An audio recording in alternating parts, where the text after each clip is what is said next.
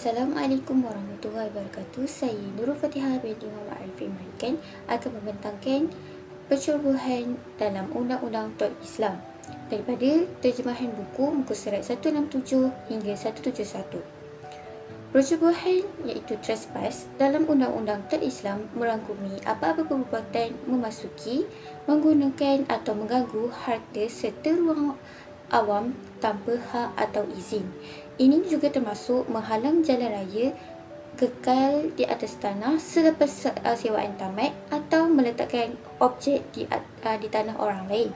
Prinsip utama Islam menekankan pemeliharaan hak milik, keselamatan pengguna awam dan larangan menyebabkan mudarat kepada orang lain.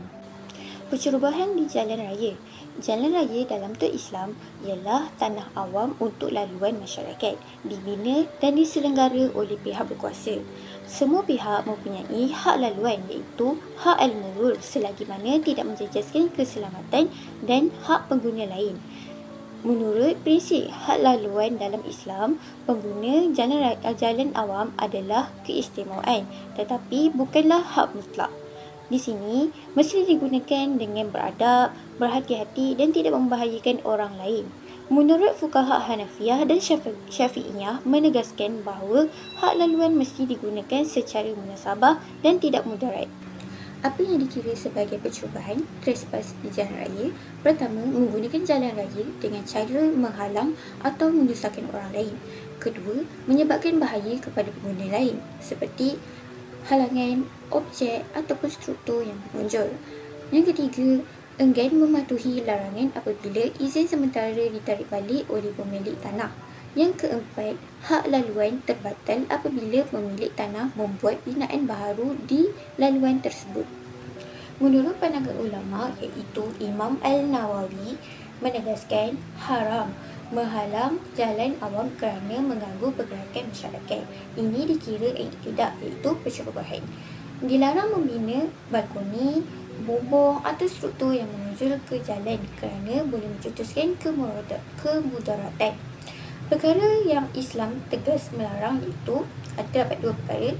Yang pertama, membina apa-apa struktur yang menonjol ke jalan awam. Kedua, meletak bangku, pokok atau objek yang menghalang laluan. Di sini, siapakah yang bertanggungjawab? Pihak bertanggungjawab ialah pihak berkuasa. Pihak berkuasa wajib mencegah halangan jalan awam kerana ia termasuk kategori toat pencerobohan. Di sini, prinsip selaras dengan objektif syariah iaitu menjaga kemaslahatan umum, keselamatan dan harta masyarakat. Kekal di atas tanah. Dalam Undang-Undang Islam, apabila kontrak sewaan ijarah tamat, penyewa wajib serah kembali tanah atau rumah kepada pemilik. Selepas tempoh sewaan tamat, penyewa tidak lagi mempunyai hak untuk menggunakan harta tersebut jika pengguna terus tinggal atau menggunakan tanah tanpa izin. Ini dikira sebagai ghairul izin al-malik iaitu tanpa izin pemilik. Perbuatan ini haram kerana melibatkan penggunaan harta orang lain tanpa hak. Pencerobohan dengan meletakkan atau menunjukkan objek ke atas tanah. Pencerobohan berlaku apabila seseorang meletakkan objek, membina sesuatu atau melakukan apa-apa tindakan di atas tanah orang lain tanpa izin pemilik. Islam menegaskan bahawa setiap bentuk penggunaan harta mesti dilakukan dengan izin dan hak yang sah. Menurut dalil hadis, Nabi SAW bersabda, barang siapa menanam di atas tanah orang lain tanpa izinnya, maka dia tidak berhak mendapatkan hasil tanaman tersebut, tetapi dia berhak menuntut ganti rugi dan kos yang telah dikeluarkannya. Contoh-contoh pencerobohan. Yang pertama, membina bangunan atas tanah orang lain. Kedua, menanam pokok tanpa izin. Ketiga, meletakkan barang, sampah atau struktur sementara. Yang keempat, membiarkan bahan berbahaya memasuki tanah jiran seperti api, air, asap ataupun bau. Yang kelima adalah menunjukkan objek yang melintasi sepadan tanah seperti bumbung, balkoni ataupun dinding.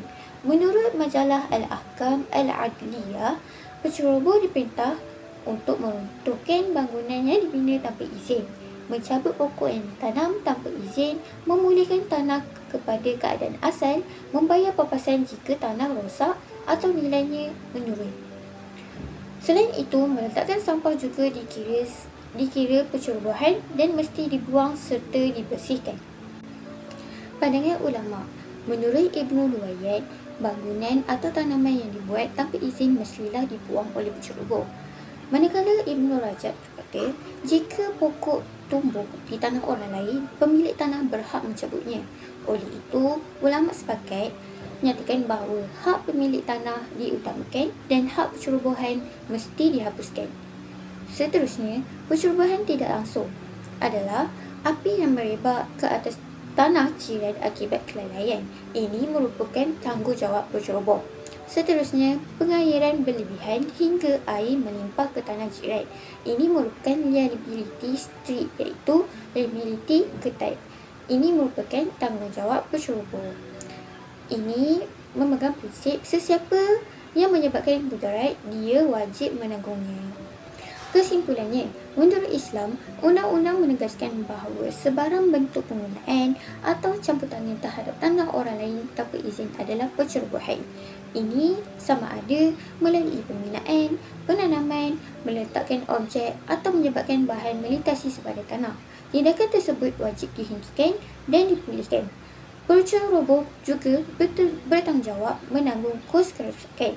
Prinsip ini menunjukkan bahawa Islam sangat menjaga hak pemilikan, keharmonian jiran dan pencegahan mudarat dalam masyarakat.